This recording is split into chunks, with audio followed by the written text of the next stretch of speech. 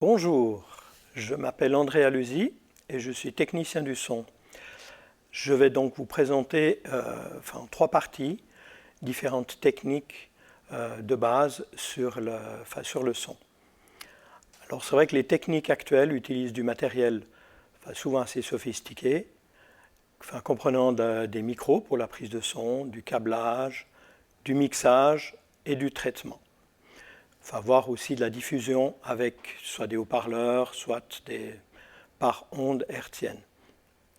Alors, ce que je vais commencer par vous présenter dans cette première partie, ce sont les différents contextes qui sont en lien avec le son.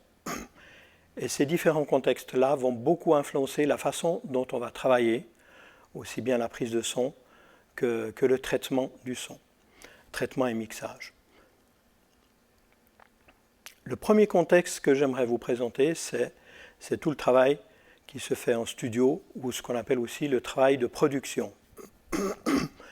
L'objectif de ce travail-là, c'est d'obtenir la meilleure qualité possible de son, la meilleure production, et donc d'utiliser du matériel le plus adéquat possible.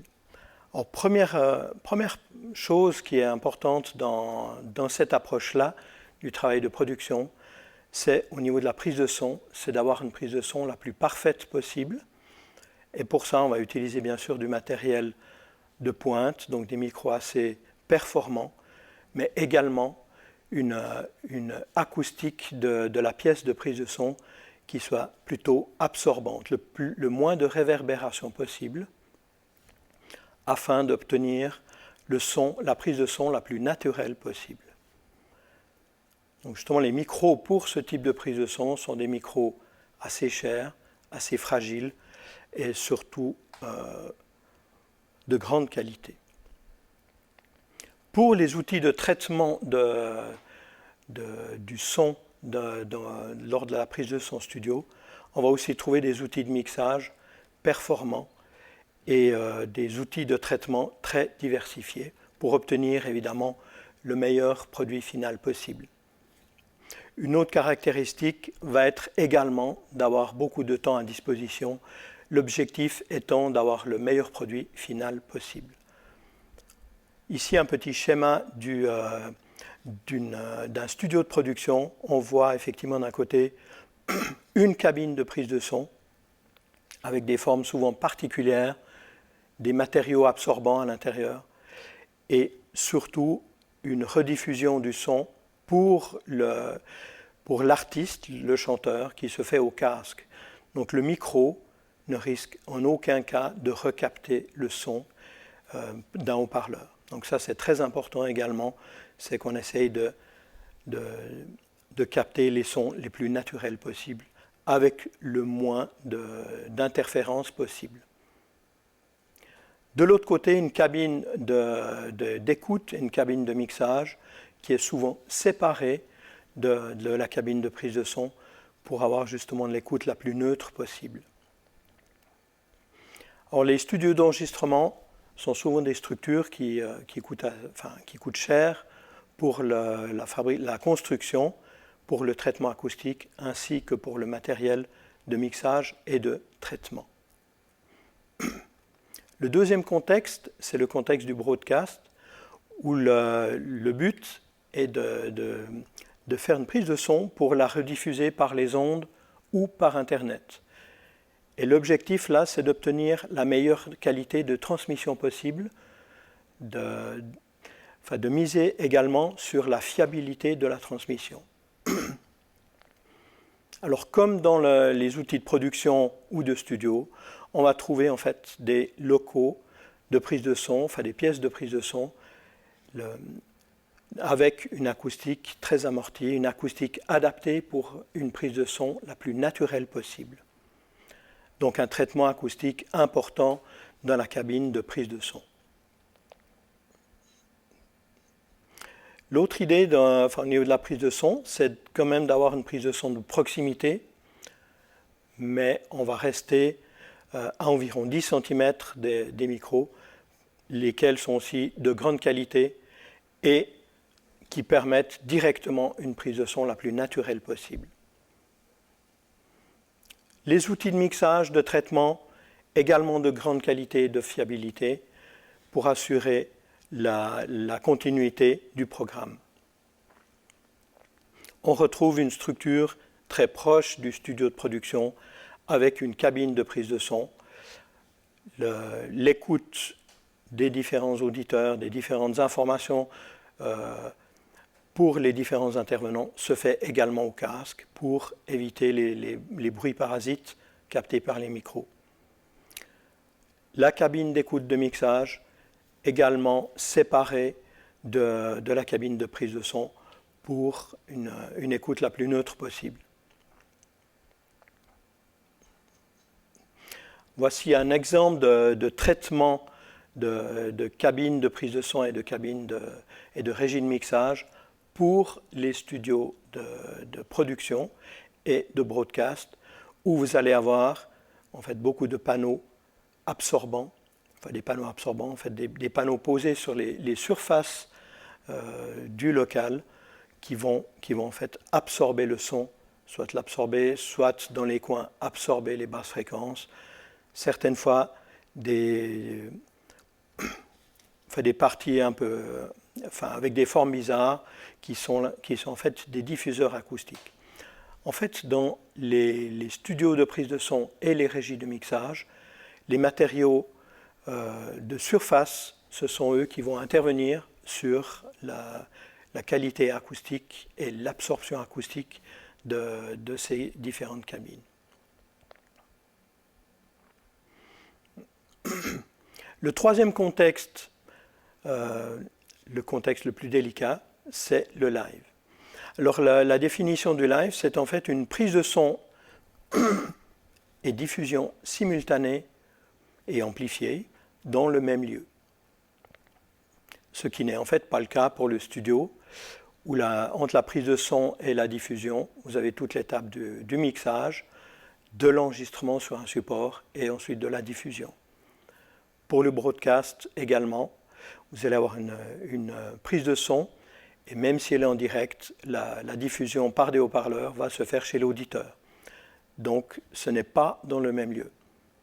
Alors le contexte du live avec la prise de son et diffusion simultanée dans le même lieu va amener quand même à certaines difficultés de travail, notamment le risque, justement ici vous avez une prise de son sur une scène par exemple, le son du micro va être acheminé vers un appareil, donc une table de mixage qui va traiter le son, qui va le mélanger, et ensuite ces différents mélanges vont être envoyés vers des haut-parleurs pour une diffusion du son pour le public. Donc on utilise toute cette chaîne technique pour garantir un meilleur confort et pour les orateurs, artistes, ainsi que public, pour avoir des niveaux sonores corrects et pour s'adresser à un plus large public. Mais cette situation, le risque de cette situation, c'est qu'on risque d'avoir une réaction électroacoustique, on appelle ça une réaction électroacoustique entre le haut-parleur et le micro, c'est-à-dire que le micro va capter plus de sons rediffusés par les haut-parleurs, que ce soit les haut-parleurs sur une scène, les haut-parleurs de retour de scène par exemple, et les haut-parleurs destinés au public. Et quand c'est le cas, il se produit une réaction qui se traduit par des sifflements, et ces sifflements sont à éviter, et même assez désagréables, peuvent endommager également le matériel. Donc cette situation-là va nous amener à travailler d'une façon très contraignante avec le matériel et sur la façon de faire la prise de son. Alors les impératifs de prise de son pour ce contexte-là du live, c'est d'utiliser des micros directionnels uniquement. Donc des micros qui ne vont capter le son que d'un côté, ou favoriser en tout cas le son capté d'un seul côté, pour éviter justement de capter du son qui revient depuis les haut-parleurs. Ça, c'est le premier impératif, utilisation de micros directionnels. Alors il y a des termes pour qualifier la qualité de ces micros-là, termes par exemple qu'on utilise pour les directivités microcardioïdes, par exemple, et micro-hypercardioïdes, qu'on rencontre couramment sur des scènes.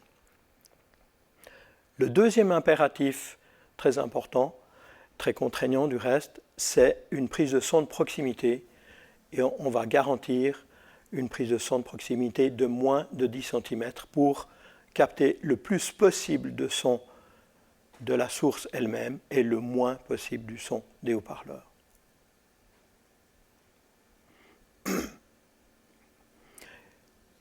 Ces contraintes-là vont avoir une influence très forte sur le type de prise de son qu'on va capter.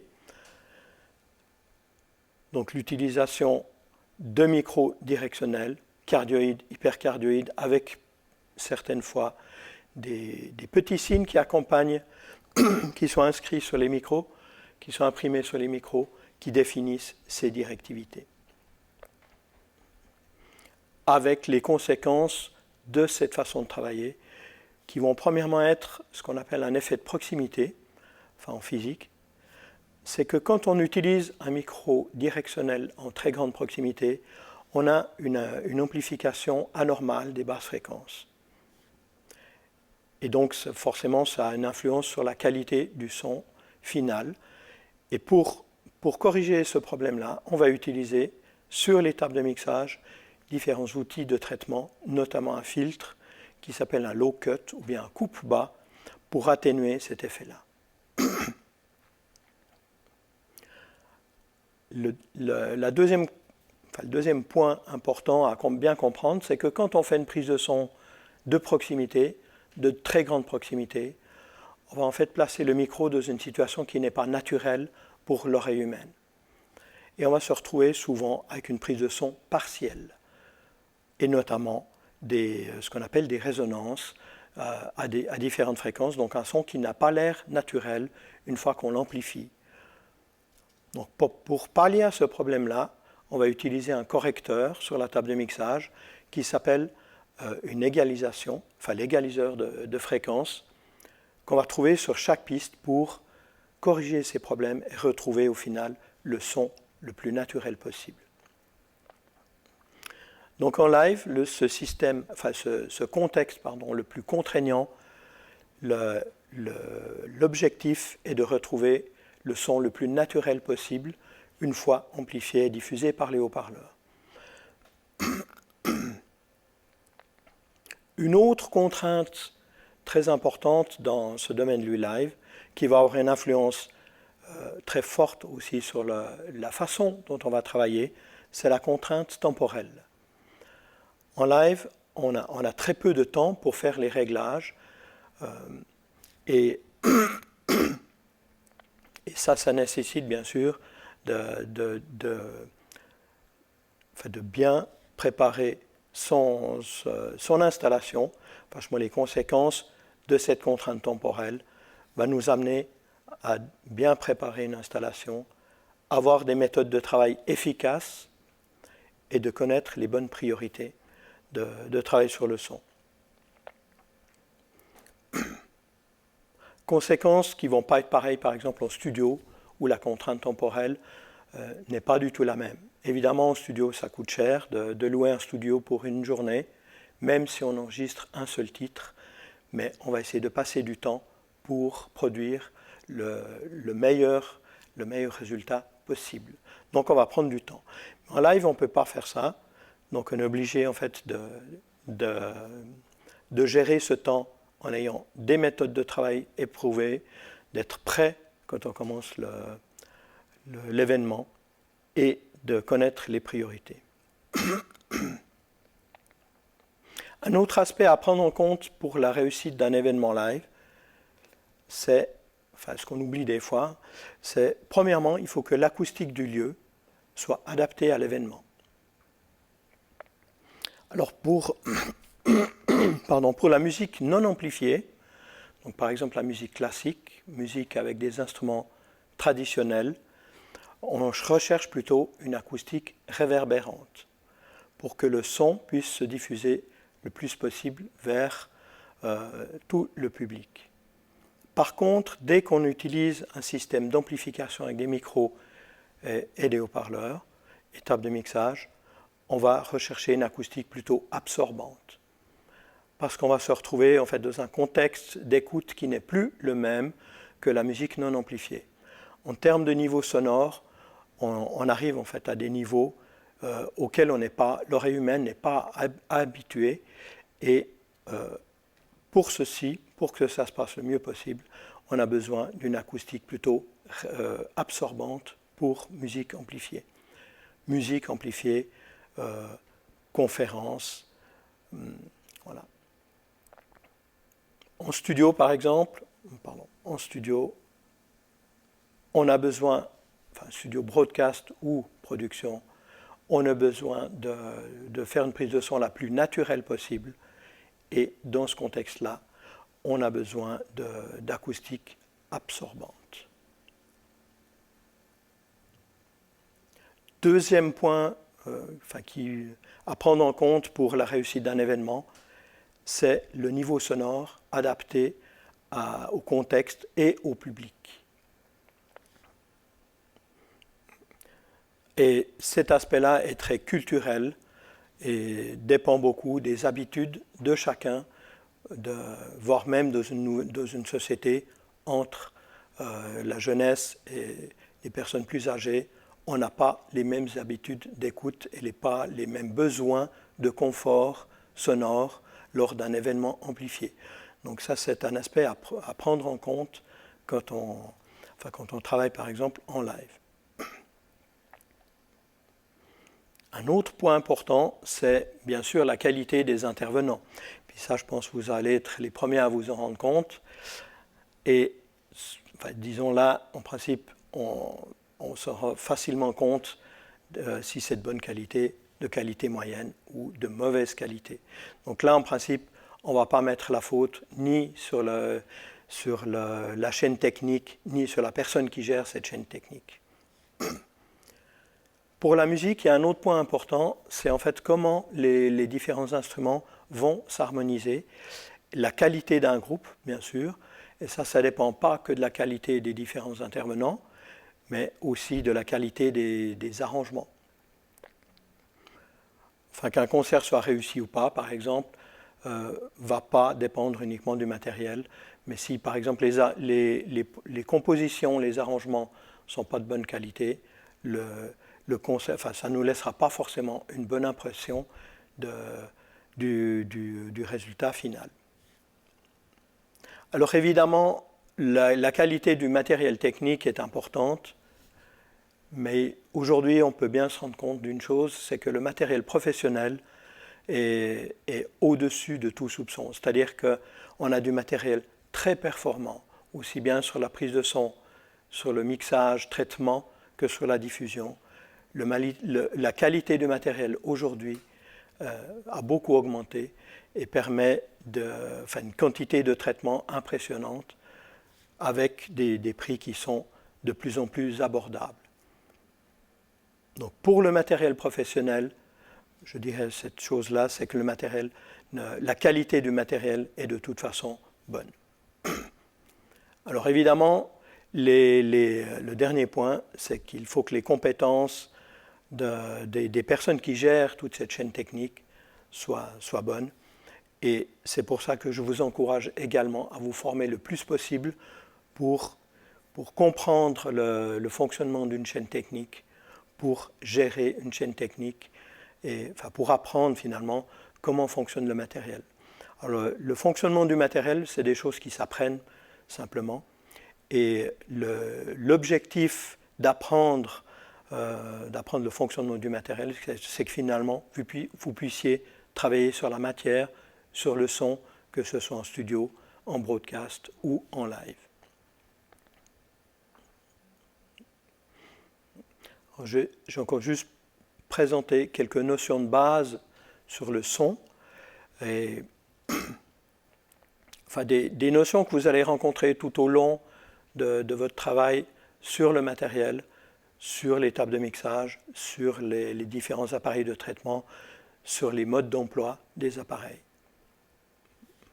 Alors, la première notion de base, c'est celle qui qui exprime finalement le niveau sonore ou le niveau du signal, ou ce qu'on appelle, dans le langage technique, l'amplitude, qui correspond effectivement au volume, au niveau sonore, avec une expression de l'amplitude du niveau sonore, du niveau du signal, qui se fait en décibels abrégé dB.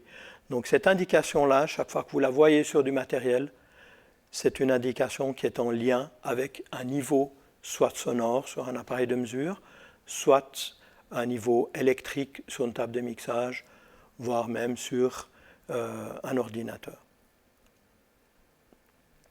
Avec, sur ce graphique-là, effectivement, une forte amplitude.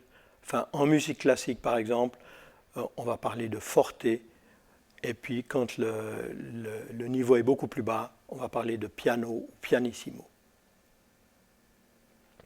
Donc ça, c'est la première notion de base technique du son. La deuxième notion de base, c'est celle de fréquence, qui correspond à la hauteur d'un son, ce qu'on appelle la hauteur d'un son, ou physiquement en nombre d'oscillations par seconde. Et cette expression-là s'exprime en Hertz, c'est-à-dire un nombre d'oscillations par seconde. Et ça, c'est également le deuxième paramètre, abrégé Hz, que vous allez trouver sur tout le matériel de traitement de fréquence. Alors voilà, ça c'est les deux notions de base. Et au final, qu'est-ce que va entendre l'oreille humaine? Qu'est-ce qu'on entend? Et là, je reproduis ce schéma. Alors, ce n'est pas une mesure exacte, c'est une mesure subjective, faite par des médecins qui ont demandé à des personnes d'apprécier des niveaux. Et voilà ce qu'il en sort, c'est qu'en fait, l'oreille humaine, on peut dire qu'elle entend environ de 20 oscillations par seconde à environ 20 000 oscillations par seconde. Alors, bien sûr, ça dépend des personnes, ce ne sont pas des valeurs fixes, exactes et très précises. On peut subdiviser cette plage de 20 Hz à 20 000 Hz en trois parties.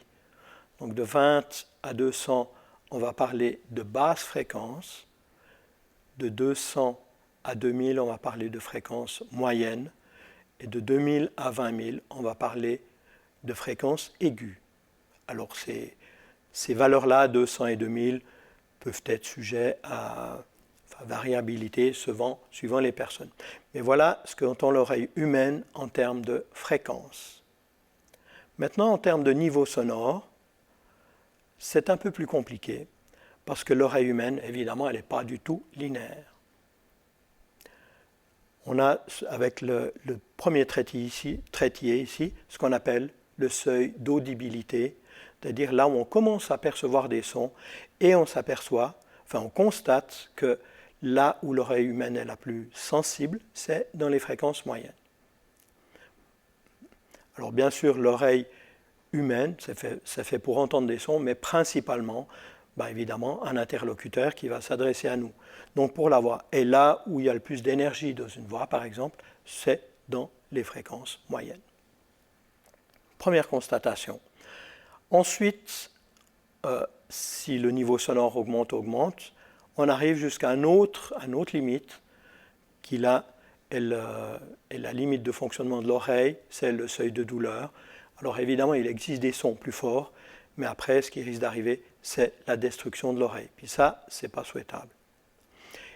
Entre le seuil d'audibilité, là où on commence à entendre des sons, et le seuil de douleur, en termes de décibels, on parle d'une variation d'environ 120 décibels. Donc c'est énorme. Alors, autre constatation de ce schéma-là, c'est que l'équilibre entre les basses fréquences, moyennes fréquences et fréquences aiguës que nous percevons va varier en fonction du niveau sonore auquel on entend les sons. Alors, première constatation, c'est que le seuil d'audibilité, pour le seuil d'audibilité, notre oreille n'est pas sensible du tout dans les basses fréquences. Très peu sensible. Très sensible dans les fréquences moyennes et devient un tout petit peu moins sensible dans les fréquences aiguës. Au fur et à mesure qu'on augmente le niveau sonore, ça va s'équilibrer, c'est-à-dire que l'équilibre entre les fréquences perçues, les basses fréquences, fréquences moyennes, fréquences aiguës, va s'équilibrer. C'est-à-dire que nous n'aurons pas la même impression de niveau sonore à faible volume, à volume moyen et à fort volume. Et ça, c'est très perturbant pour régler, par exemple, un système de sonorisation qui, lui, va plutôt diffuser du son à fort volume, donc où l'équilibre tonal, qu'on va appeler ça comme ça, ne sera pas le même qu'à faible volume, par exemple, à un niveau sonore de discussion. Voilà donc le résumé de ce graphique-là. L'oreille humaine n'est pas linéaire en fréquence et au niveau sonore. Donc attention, quand on travaille par exemple sur des sonorisations d'événements, faire un réglage de son au niveau auquel on a le droit de travailler. Après, une dernière chose, c'est que quand on travaille à fort niveau, ici on voit quelque chose d'intéressant, c'est qu'à fort niveau, l'oreille humaine, c'est peut-être pas le cas chez tout le monde non plus, mais devient de nouveau plus sensible dans cette zone de fréquence-là qui se traduit par une agressivité, enfin une perception d'agressivité de l'oreille. Et donc, quand on travaille à fort volume, on a tendance à percevoir des sons plus agressifs, ou en tout cas avoir une sensation désagréable de douleur à ces fréquences-là. Alors, je vous remercie de m'avoir suivi pour cette première partie et je vais bientôt vous présenter d'autres parties. Merci beaucoup, à bientôt.